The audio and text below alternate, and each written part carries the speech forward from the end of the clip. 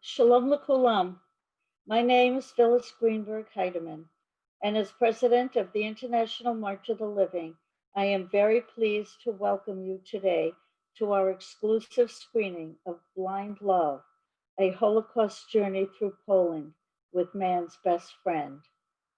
Since its inception in 1988, the International March of the Living has brought over 275,000 students and adults, Jewish and non-Jewish, from over 40 countries around the globe to Poland and Israel to observe Yom HaShoah, Holocaust Remembrance Day, and to celebrate Yom HaAtzmaut, Israel's Independence Day. The work of the International March of the Living has had tremendous impact on all our participants and has served as a call to action for thousands of alumni to do their part to fight for a better future, free of anti Semitism, racism, hatred, and intolerance in all their forms. While we continue to navigate this new world, we find ourselves determined to continue to educate the world about the horrors of the past in order to help ensure a better future for all. Following the 28-minute film Blind Love, our film's producer and our director of education for the International March of the Living, Eli Rubenstein, will host a meaningful conversation with Liron Artzi, a March of the Living alumna from the Israel Guide Dog Center for the Blind.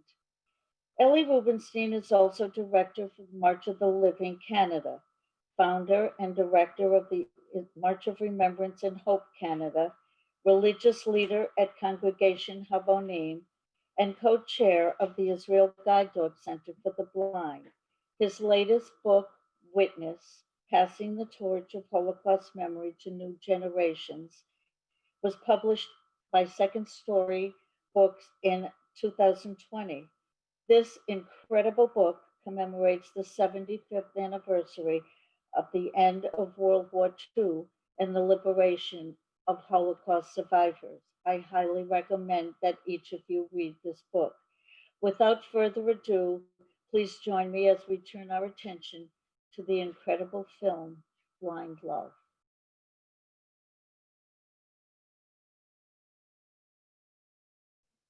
So thank you all for joining us for the special film presentation today. And I'm pleased to say that we are so privileged to be joined by Liron Artzi for this post-film discussion. A little background on Liron before we engage in some Q&A. Liron and I and Petal, I should say, first met on the 2013 March of the Living trip when Petal was only 5 years of age. Liron went to university and got a degree from Tel Aviv University in law. I should say Liron and I met a year later when she came to Toronto for a special event for the Israel Guide Dog Center for the Blind, along, of course, with her dog Petal. Liron currently works for the Ministry of Justice in Israel with taking care of tax issues, and she's been there for about 12 years. And in 2016, she got married to Yogev, and now they have one child, which was born 2 months ago, so Mazal Tov, of course. So if we hear a child crying or a dog barking, we all understand why. So we're going to begin with our first question. Liron, once again, so wonderful to have you with us here today. Before we get into discussing your guide dog and your experiences on the March of the Living, I'd like to ask you some questions about your background. I understand from your father's side, there's a Holocaust connection, as well as a connection to the Exodus, and that your grandmother was a Holocaust survivor who lost many family members during the Holocaust. And we'd like to ask you to explain to us a little bit of your background and your personal connection to the Holocaust. Good evening, everyone. Can you hear me? Yes. Okay.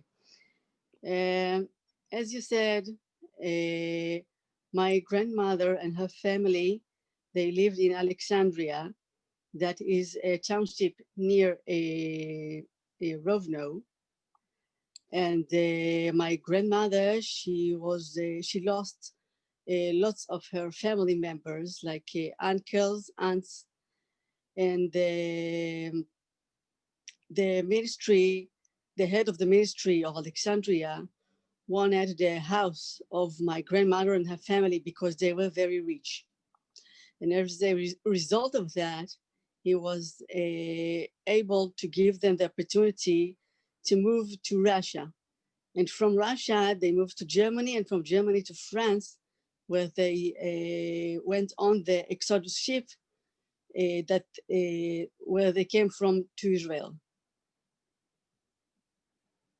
And as we said earlier, the very famous Israeli writer Amos Oz also had family that came from Rovno, many were murdered in the Holocaust, and our own president, who we'll hear from again later, Phyllis Greenberg-Heiderman, also had family from Rovno. So it's a small, indeed a very small Jewish world. So you mentioned that you grew up in Israel with partial blindness. Perhaps you can share with us some of the challenges growing up as a blind person in Israel, physical, emotional, and social. As a kid, the kid in school didn't accept me as a different kid. They can't think that a blind kid can be a friend of them. So I didn't have many friends. And the teachers in school, they had to make a special copy of the test with big letters so I can read it. And I have to say that that situation, that the society didn't accept me as a different person, it ended only through when I did my army service. And when I did my army service, I felt suddenly that people are now growing up, and they are starting to accept me as a different person. And they are starting to realize that even when you are a different person, you can be as equal as them. So as I continue to university and as my work today in the Ministry of Justice, I feel like everyone, and I don't feel different. But as a kid, the situation was different. Thank you for sharing that with us. So now I want to move on to the stage when you got your first guide dog from the Israel Guide Dog Center for the Blind, which is a wonderful organization. If you're ever visiting Israel after the COVID crisis is over, I highly advise you to pay a visit there. We're lucky enough to have the founder and director of the Guide Dog Center for the Blind, Noach Brown, on the line. Shalom, Noach, welcome. And I'd like to ask you, when you got your first guide dog, how did that change your life? And perhaps you can also describe your relationship with your previous guide dog, Petal, who I understand is now in retirement with your parents, so I'm sure she's being spoiled. Perhaps describe your relationship with your past private guide dog, Petal, and your current guide dog, Tony. I have to say that I and Petal, we had a special connection since we met each other at Beit Oved at 2009. Immediately when I saw her, I understand that I had a special dog in my hands, and she can give me a full independence. And that's what she did. She gave me a full independence.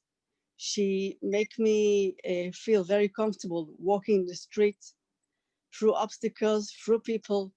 I went to work alone every day with her, without being into any obstacles, and a very high freedom, without needed the help of anyone. And we worked together for 8 years, and she did an incredible job, and she were an excellent eyes for me. We were together everywhere in Israel and in around in the entire of the world. And I have to say that she's a really special and emotional dog. As you see in the movie, she licked my face in my Danek, and I can say that she has a real big soul. My current guide dog, Tony, she's a black Labrador. She also gives me a full independence, as Petal gives me. We share a lot of great moments together, walking in the streets, walking to work together, to malls, to theaters. And I'm really happy that I got those wonderful dogs from the Israel Guide Dog Center for the Blind. Thank you. So now let's move on to your experience on the March of the Living. What motivated you to go? What was your reason for wanting to go on the March of the Living when you first heard about the program? I think that as a Jew, we have everyone to remember the Holocaust And we have to remember and to experience once in a lifetime the March of the Living and the journey to Poland to understand what the terrible things the Nazis did to the Jewish people and how our nation was succeeded in growing up from the Holocaust. And that's why I want to go on to the March of the Living. And as you said earlier, many members of your family perished in the Holocaust. I think it might have been as many as 40 people. I don't remember the number, but there was a lot of people in your family who perished during the Holocaust, correct? Yes. Yeah, so that's another important reason. So Yes. as you know, the film Blind Love, the title comes from two places. It comes from the idea that our dogs love us blindly, unconditionally, and the idea that people on the trip who are blind also love their dogs. But the moment that crystallizes that love between guide dog, between master and dog, is that moment in Majdanek where you fell to your knees sobbing because you're so upset, and the dog for the next 2 minutes licks the tears from your eyes, as we say, blind love in a place of blind hate. Can you describe your emotions during that moment when Petal comforted you so beautifully? As I said before, Petel is a very emotional dog. When we went to the hut of Majdanek, where the showers were, I felt very emotional. That picture was very hard for me to think that the Jewish people were going to make a shower, but instead, afterwards, they're going to the gas chambers. And as I describe that picture in my mind, it was very hard for me. So the first thing that I wanted to do is that I want Peter to lick my face. It's like someone is giving you a huge hug. And that was a huge moment for me and for Petel that really got a strong connection after the journey to Poland, as I said in the film.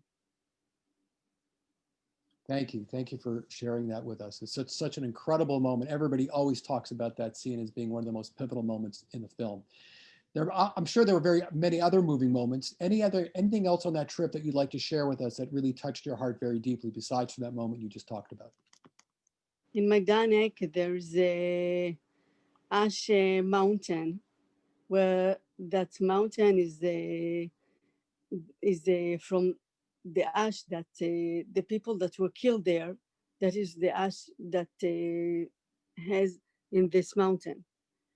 So as we went through that ash mountain, I remember that Petel was looking straight ahead, like she was understanding that this is the ash of the people that were killed in Majdanek.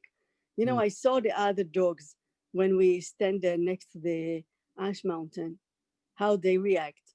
And I saw the reaction of Petel, and that was very emotional moment for me. So this is also a special moment that happened also in Majdanek. Mm-hmm. And how did the march itself feel for you, being on the march with so many thousands of other people from around the world, mostly Jewish, but from many cultures and different backgrounds and survivors? How did that feel like, just being on the march? I think that it was a very strong experience, especially as a blind person, especially walking with the guide dog in the March of the Living, because as they said in the film, the disabled didn't have any chances because the Nazis killed the disabled first. So it was a very strong experience for me. It's like the good wins the bad, and we show the entire world that even you're disabled, you can win the bad and you can do things that others can do. Beautifully said. Thank you. Now, on a personal level, do you think that being blind limited your experience on the trip? Or did it in some ways heighten your experience? Did being blind limit you, what you were able to experience, or did it in fact heighten your experience of the trip? I think that when the guide described what he saw, he described to us, and the fact that we can feel the things that what we were able to feel. So it wasn't affected as a blind person. I think maybe, maybe it make us also a strong experience, because when you feel something through your hands, it can make it a strong experience, not only from the stories that you hear. Now, before we move on to our last set of questions, a number of people have asked me if your guide dog, Tony, is near you, and if she, I think it's a she, that if you can put your camera on her for a moment if she's near you. If she's not, it's fine, but is she around you? No, she's not near me now. Ah, okay. Well, will you give her a kiss from all of us? Yes, sure. Okay. And a cookie, of course, and a cookie. We talk about the March of the Living as a program which has both Jewish and universal lessons. Jewish and universal lessons. Obviously, the Jewish lessons have to do with fighting anti-Semitism, fighting Holocaust denial, connection to Israel, strengthening Jewish identity. And the universal lessons are things like fighting for human rights, fighting against any kind of discrimination, including the disabled, fighting for tolerance around the world, remembering all acts of genocide. What do you think for you are some of the most important goals, whether they're Jewish or universal or both, from the March of the Living? And I should say the universal lessons are also Jewish lessons. Dignity of all humanity is a very Jewish lesson, but it applies to all humanity. So Liron, what do you think are some of the most important lessons that you felt when you were on the trip, either Jewish or universal or both? I think that the most important lesson that I learned is that it doesn't matter if you're disabled person or a regular person. If you have the will, you can win everything. If you have the will, you can do everything.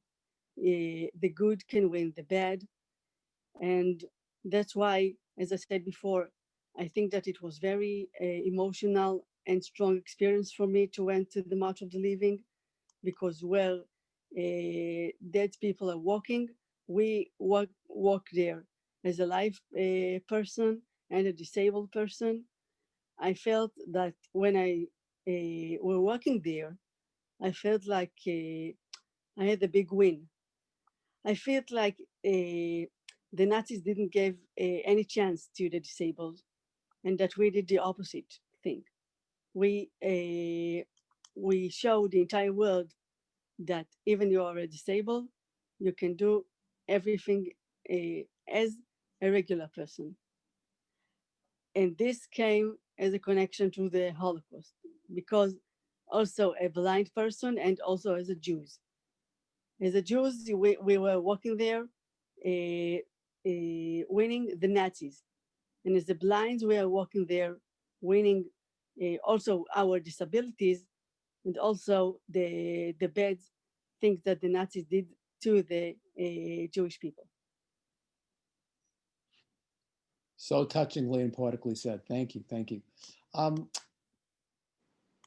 I guess before we wrap it up, do you have any final comments overall about your experience on the March of the Living, about your experience at the Israel Guide Dog Center for the Blind, about your experience with both the dogs, Tony and Petal, that you'd like to share with us before we come to our closing remarks?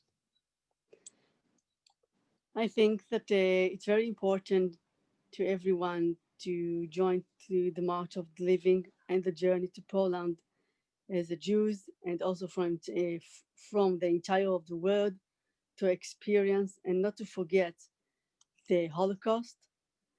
And for the guide dogs, I have to say that I can describe in words the independence that a guide dog can give to a blind person. It's a huge gift. It's a huge freedom, and I'm thankful for that. Well, we are thankful to you, Liron. And just before I conclude with my thank you remarks, Liron, if I may, I want to tell you one of the most beautiful stories I've ever come across from the Holocaust era to do with dogs. And this story was shared to me by David Schimmelklein, who was then the chief historian of the Yad Vashem Museum. And his story, I'll make it very brief, is about a little boy who was running away from the Nazis. And his mother's last words to him were, "Don't ever stop running. No matter how tired you are, you keep running because the Nazis are out to get you. And the boy remembers his mother's last words. He loses his mother and his sister, but he's running away from the Nazis and he's out of breath, but he's very fast. But one Nazi is intent on getting this little boy because, as you know, the children were the ultimate enemy, the Jewish children of the Nazis, because they represented Jewish continuity. And the boy is out of breath, he remembers his mother's last words. The Nazi's still chasing him, and in the distance, Yeah. a little hut. And he jumps into the Okay. hut. And in the hut, he realizes he made a huge mistake because in the hut, there's a vicious looking black dog who's growling at him. The Nazis closing in. The dog is growling, and before he can make up his mind, the dog leaps past the boy and starts to bark at the Nazi so loudly, the Nazi runs away. The dog comes back into the hut, looks at the boy. The boy doesn't know what to do. He's scared out of his mind. Hours pass. All of a sudden, a Polish farmer comes with a plate of food. He puts a plate of food in front of the dog, does not see the little boy, and the dog does not touch the food. The dog waits until the boy decides he's no longer able to restrain himself. He's starving, he's tired, he's cold, grabs a plate of food, eats half, puts the other half in front of the dog, and then the dog eats first. This goes on for over a month. Every day the Polish farmer comes, doesn't see the boy, puts a plate of food in front of the dog, and the dog waits until the boy eats first, and then the dog eats. And I always say, as much as I love my Labrador Retriever to bits, he would have for sure failed this test. But that's another story. One day, the Polish farmer discovers the boy. He sees the boy in the hut, and the Polish farmer has two choices. Give him up to the Nazis or take him into the house. You know what the Polish farmer does? He makes believe he didn't see the boy. He makes believe he didn't see the boy, but the boy knows he saw him because the next day, the Polish farmer brings out a second plate of food, and also because their eyes locked, and you can tell when someone sees you, looks you right in the eye.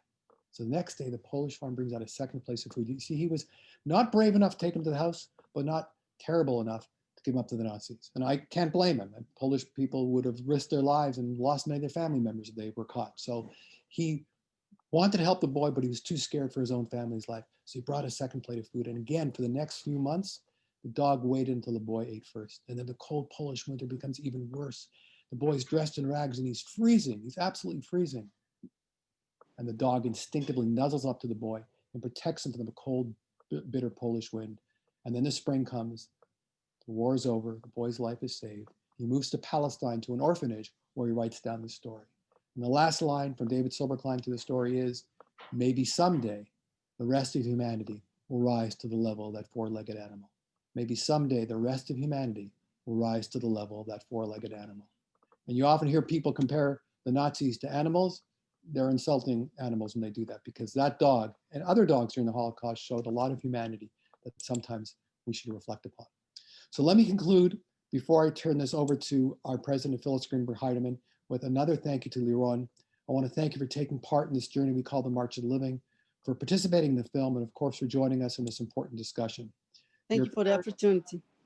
Your courage, your perseverance, your eloquence and bravery has touched everyone who has seen this film. And I might add, that's a lot of people, because the film has been screened in many different countries and many different languages around the world, North America, South America, Europe, South Africa, all over the world. And they're currently Hebrew, English, and Polish versions. And we're now working on French and Arabic versions. So you're going to become even more famous. So Liron, given your captivating presence in the film and the wide-ranging impact the film is having, when people talk about movie stars with Israeli roots, in addition to Gal Gadot and Natalie Portman, I would like to add the name Liron Artzi and, of course, Patel to the distinguished list of Israeli stars of the screen. Thank you again, Liron, on behalf of all of us. Thank you, Liron. Thank you. Now I'd like to invite our tireless and endlessly dedicated president of the International March of the Living, Phyllis Greenberg Heidemann, to deliver a few closing remarks. Eli, thank you. For those of you who have had the privilege to watch this incredible movie today, I think you can now glean that the March of the Living is not just a journey of experiences, of visits to sites. It is a journey where we have very personal, very private, and very meaningful experiences. I would like to share with you my very tender moment from this particular march. At the conclusion of the very formal ceremonies at Birkenau, I had the privilege to greet the participants from the Center for the Blind. in a very touching moment that I will hold dear forever, that I will remember always. One of the participants from the Center for the Blind, after I thanked them for joining us, for honoring us with their presence on the March of the Living, leaned over to me and she said, I hope you understand. I saw nothing, but I felt everything. I hope you will understand, you our viewers, that that is the essence, the meaning, and the impact of the International March of the Living. We touch the lives of those who participate with us. I personally invite you to share this life-changing experience with us when we are once again able to join together en masse in Poland, paying tribute to those who perished and honoring those who survived. To hear more about our very incredible experiences, to learn more about our educational webinars, to hear our fireside chats, and to join us in honoring the memory of our ancestors. We hope you will log on to motl.org to learn more about the various social media educational expressions and learning experiences that Eli is helping us orchestrate so that we can stay alive, keep memory alive, and hope to have a greater impact in the future. We are the March of the Living. We are the torchbearers for memory, and we hope you will join us in our most important endeavor in this most difficult and trying times in which we live. We wish you all well. We wish you a very safe, healthy, and happier 2021. Thank you for joining us today.